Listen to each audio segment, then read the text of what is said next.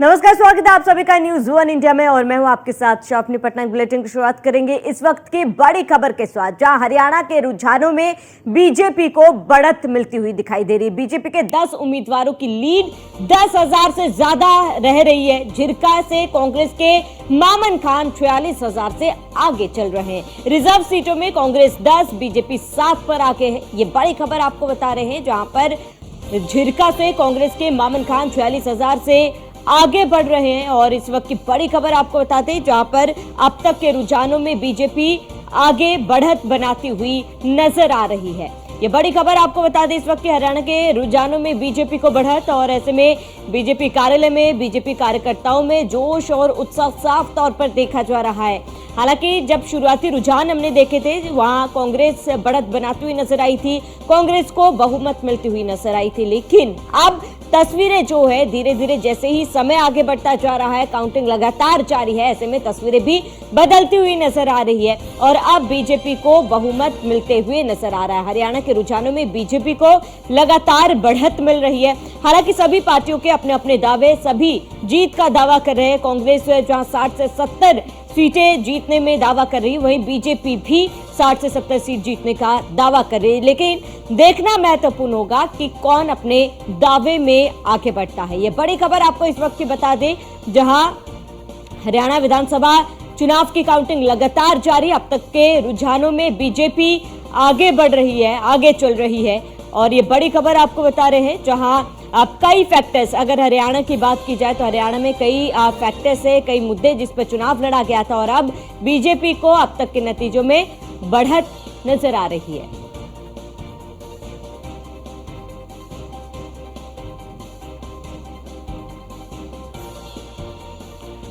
वही हमारे साथ रामकुमार पॉलिटिकल एक्सपर्ट जुड़े हुए हैं। रामकुमार जी, आपसे जानना चाहूंगी, क्योंकि अभी तक रुझान, अगर शुरुआती रुझानों की बात करें, हमने देखा था कि कांग्रेस ने बढ़त बनाई थी, लेकिन अब जैसे ही समय बीतता जा रहा है बीजेपी ने बढ़त बनाई हुई है। लेकिन क्या लगता है कि रुझानों के अनुसार ही आएंगे या फिर इस बार हरियाणा में खेला होगा?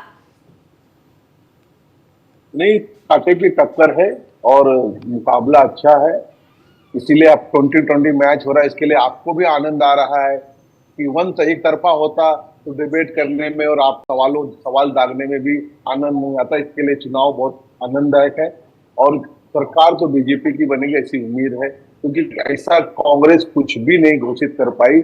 ये भ्रष्ट सरकार है, ये लूट पद्धति की सरकार है। हाँ, बहुत अच्छा प्रदर्शन जैसे योगी हेमंतो जैसा खट्टर जी ने नहीं कहा, वो शांति और आरएसएस के में रहे, शांति प्रिय थे वो, इसलिए उस तरह का उन्होंने प्रभाव नहीं दिखाया। लेकिन कोई घोटाला नहीं किया, कोई भ्रष्टाचार नहीं किया। मैं बार बार कहूंगा, या किया है तो कांग्रेस साबित करे। बिल्कुल रामकुमार जी, आप अगर कांग्रेस की बात करें, अगर कांग्रेस को बढ़त मिलती है, आपको क्या लगता है कि जनता के मन में क्या फैक्टर रहा होगा? फैक्टर्स क्या रहे होंगे? क्या एंटी इनकम्बेंसी या फिर प्रो कांग्रेस का जो फैक्टर है वो काम आया? एंटी इनकम्बेंसी हो सकता है, और कांग्रेस के तो सब देखो वहां 4 गुटों में बटी हुई थी। फिर जलेबी जो गली गली और स्टॉलों पर, या एक गली में 10-10 दुकानें या रेहड़ी पटरी पे बिकती है, उसको जलेबी की। देर से मैं इलेक्शन कमीशन की वेबसाइट देख रही हूं, जिसको अब अधिकांश चैनल दिखा रहे हैं, वहां पर डेटा भी चेंज नहीं हो रहा है। हमारा वोट शेयर काफी आगे है बीजेपी से, और ये सीटों में जरूर तब्दील होगा। जो ग्राउंड रिपोर्ट्स आ रही हैं वो 3 या 4 राउंड एवरेज हुए अभी, और उसमें हम आगे हैं। मैम, लेकिन कई सीट ऐसी हैं जहां पर आप 10-10, 15-15 हजार के मार्जिन से पीछे हैं, तो उनको कैसे कोप अप करेंगे आप लोग? और कई सीटें ऐसी हैं जिसमें हम बहुत आगे भी हैं। तो मेरा अपना मानना है कि ये तस्वीर बदलेगी, और तस्वीर इसलिए बदलेगी क्योंकि हम लोगों ने मुद्दों पर चुनाव लड़ा है, किसानों, जवानों, पहलवानों और युवाओं के मुद्दों पर चुनाव लड़ा है, और यह इलेक्शन जरूर पलटेगा। भी आप 12 बजे तक का इंतजार करिए, ऐसा मेरा मानना है। अहिरवार बेल्ट हो, जाट बेल्ट हो, जो अब तक ट्रेडिशनल कांग्रेस की रही, यहाँ पर आप लोगों के हिसाब से नतीजे? मुझे लगता है हमें उम्मीद इससे और भी प्रचंड बहुमत की थी। बहुमत की सरकार हमारी बनेगी, मुझे इसमें कोई भी संशय नहीं है। बीजेपी ने तैयारी शुरू कर दी है, बीजेपी हेडक्वार्टर पर तो परिंदा नहीं फड़क रहा था, और अब वहां पे पहुंच रहे लोग। तो मेरा अपना मानना है उनका डिसीजन कि वो टीवी पैनल पर भी नहीं आ रहे थे, अब आने की शायद सोच रहे हैं। ये इलेक्शन जम्मू कश्मीर और हरियाणा में हुआ है, और दोनों जगह कांग्रेस की सरकार बनेगी। जम्मू कश्मीर की रिजल्ट को कैसे देखते हैं आप? नेशनल मुझे ऐसा लगता है कि जम्मू कश्मीर ने एक बहुत बड़ा मैसेज दिया है। आप इस देश के किसी भी राज्य की अस्मिता के साथ खिलवाड़ नहीं कर सकते हैं। आप इस देश के किसी भी राज्य को घटाकर यूनियन टेरिटरी नहीं बना सकते हैं। जम्मू कश्मीर को यह काबिले बर्दाश्त नहीं था। बीजेपी ना सिर्फ कश्मीर में बल्कि जम्मू में भी हार रही है और ये एक बहुत बड़ा संदेश जम्मू कश्मीर के लोगों ने दिया है। धन्यवाद। सुप्रिया श्रीनेत को सुन रहे थे आप, जहां पर उनका साफ कहना है कि तस्वीरें अभी बदलेंगी, अभी समय है, अभी कुछ ही राउंड की काउंटिंग हुई है और ऐसे में कांग्रेस को जीत जरूर मिलेगी क्योंकि कांग्रेस ने मुद्दों पर चुनाव लड़ा है। वहीं पॉलिटिकल एक्सपर्ट राजकुमार जी लगातार हमारे साथ बने हुए। राजकुमार जी, सुप्रिया श्रीनेत को भी हमने सुना और कांग्रेस के तमाम जो वरिष्ठ नेता है वो अभी भी दावा कर रहे हैं कि तस्वीरें जरूर बदलेंगी। राजकुमार जी, आपको लगता है कि तस्वीरें बदलेंगी? बदलेगी, टफ लड़ाई है। और जो जम्मू कश्मीर की बात कर रही थी तो जम्मू कश्मीर के अंदर बीजेपी सिंगल लार्जेस्ट पार्टी है और ये गठबंधन में कितनी सीटें हैं वो भी तो उनको देखना चाहिए।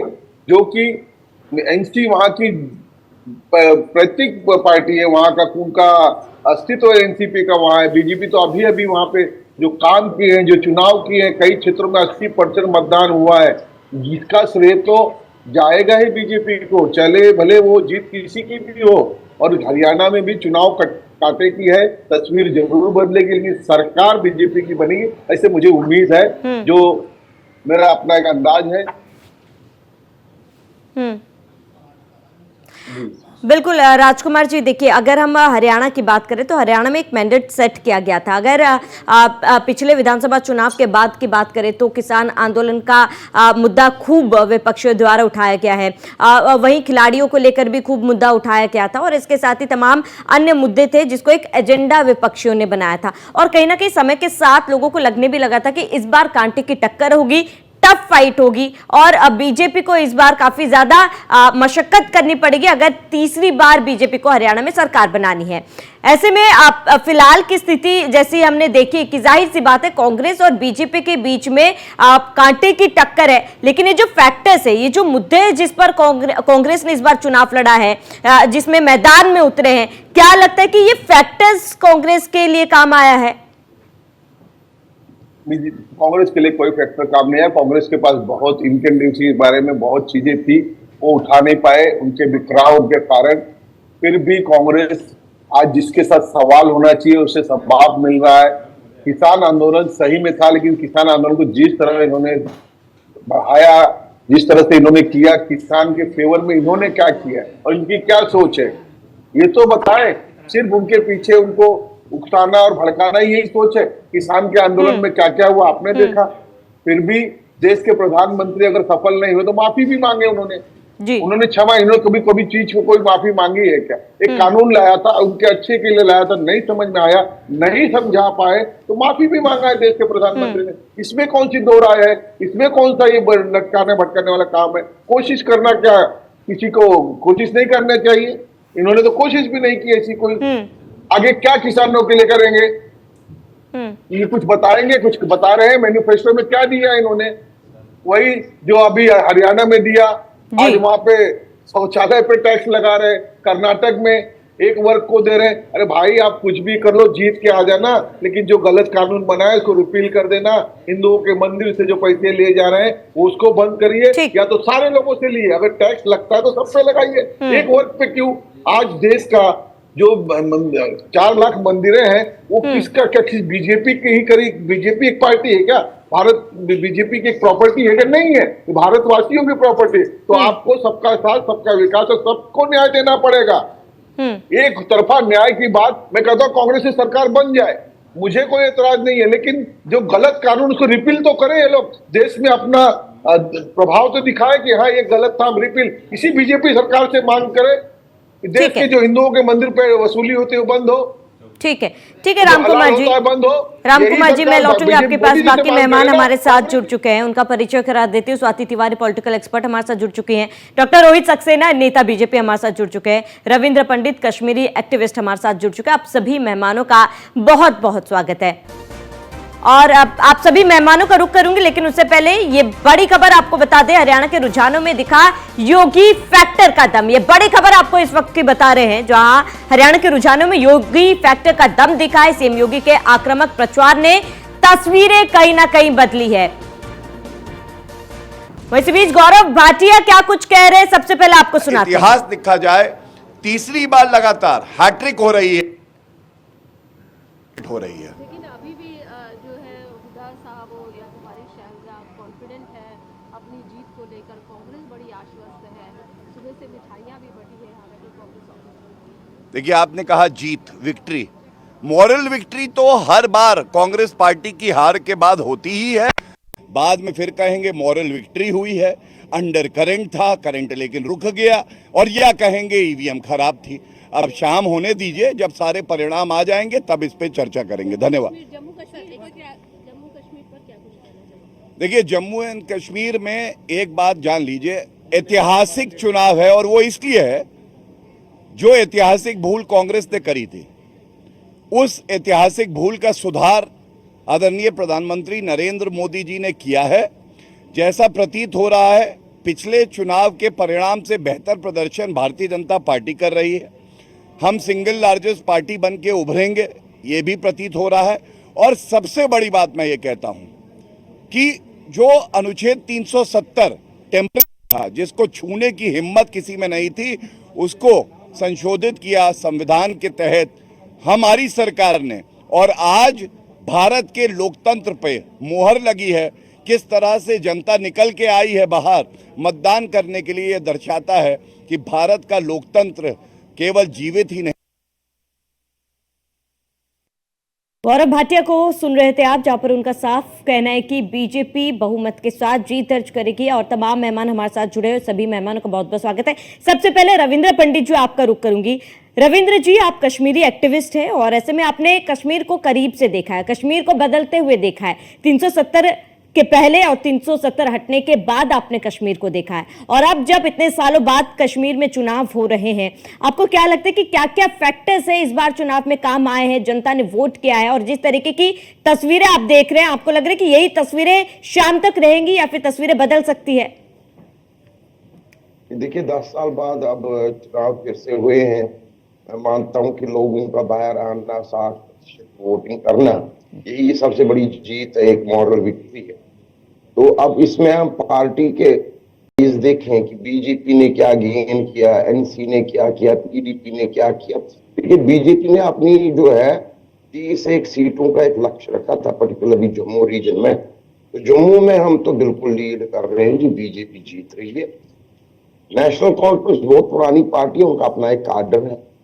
यहाँ पे लॉस सबसे बड़ा हुआ पीडीपी का, जो वोट्स एआईपी, ये इंजीनियर रशीद बीच में आ गए ये सब मचाने के लिए सारी खलबली, वो सारे वोट्स बट गए, वो सारे गए नेशनल कॉन्फ्रेंस को। जितने एक्सट्रीमिस्ट यहाँ उठे हैं, जमात इस्लामी के कुछ लोग और कुछ जैसे हमारे पुराने भी हैं पीपुल्स कॉन्फ्रेंस के, अभी आप देखिए पार्लियामेंट अटैक का कॉन्विक्ट जो अफजल गुरु का भाई, वो भी हार रहा है। तो देखना ये है कि घाटी में सीधा कार्डर बेस्ड वोटिंग हुई है, तो नेशनल कॉन्फ्रेंस ने चुपचाप ले लिए और बीजेपी जम्मू में हावी हुई है। अब सरकार कौन बनाएगी? सरकार तो दिख ही रहा है कि अगर कांग्रेस, इनकी मात्र कुछ जो है लीड दिख रही है 7 या 8 पे, तो हो सकता है 6 ही हो जाए घट के शाम तक, तो वो डेफिनेटली इनको सपोर्ट करेगी। और कांग्रेस और की इसी बीच एक बड़ी खबर आपको बता रहे हैं, जहां रुझानों में जम्मू कश्मीर में बीजेपी सबसे बड़ी पार्टी। ये बड़ी खबर आपको बता दें जम्मू कश्मीर से, जहां रामगढ़ जम्मू दक्षिण में बीजेपी को बढ़त मिलती हुई दिखाई दे रही है। ये बड़ी खबर आपको बता रहे हैं जम्मू कश्मीर में भी जहां जहां योगी ने प्रचार किया, वहां वहां बीजेपी को बढ़त मिलती हुई दिखाई दी है। और जम्मू रीजन में सीएम योगी ने सबसे ज्यादा प्रचार किए थे और वहीं पर बीजेपी को बढ़त मिलती हुई दिखाई दे रही है। पार्टी के तौर पर बीजेपी सबसे बड़ी पार्टी के रूप में जम्मू कश्मीर में उभरी है। ये बड़ी खबर आपको बता रहे हैं, जहां रुझानों में जम्मू कश्मीर में बीजेपी सबसे बड़ी पार्टी है। ये बड़ी खबर, अहम जानकारी इस वक्त की आपको बता दें। जहां रामगढ़ की बात कर ले, जम्मू दक्षिण की बात कर ले, वहां पर बीजेपी बढ़त बना रही है। जिन जिन जगहों पर मुख्यमंत्री योगी आदित्यनाथ ने प्रचार किया था, वहां पर भी बीजेपी ने बढ़त बनाई है। जिस जिस जगह पर मुख्यमंत्री योगी आदित्यनाथ प्रचार करने पहुंचे थे, जम्मू रीजन में सीएम योगी ने सबसे ज्यादा प्रचार किया था। और ऐसे में आपको बता दें कि पार्टी के तौर पर बीजेपी सबसे बड़ी पार्टी के रूप में उभरी है।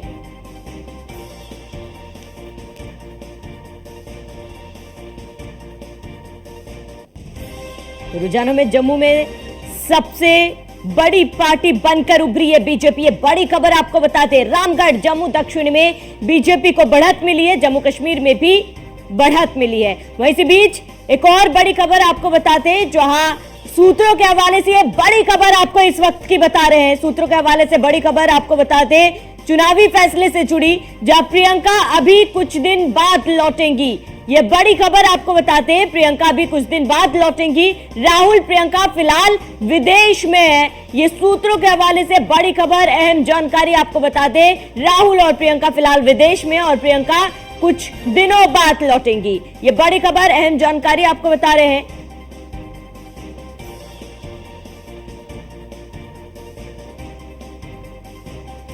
ठीक है, ठीक है, आप आगे बढ़ेंगे जहां लगातार हमारे तमाम जो जुड़े हुए हैं गेस्ट। सबसे पहले मुन्ना खान, कांग्रेस से प्रवक्ता हमारे साथ जुड़े हुए। मुन्ना खान जी, सबसे पहले आपका रुख करूंगी। जिस तरीके से हरियाणा में तस्वीर बदली है, ऐसे में इस पर आपका रिएक्शन, इसके साथ ही राहुल गांधी प्रियंका गांधी विदेश में है, क्योंकि आज चुनाव है, नतीजे सामने आ रहे हैं और फिलहाल नतीजों के बाद क्या राहुल गांधी प्रियंका गांधी देश में जहां पर चुनाव हो रहे वहां पर मौजूद नहीं रहेंगे?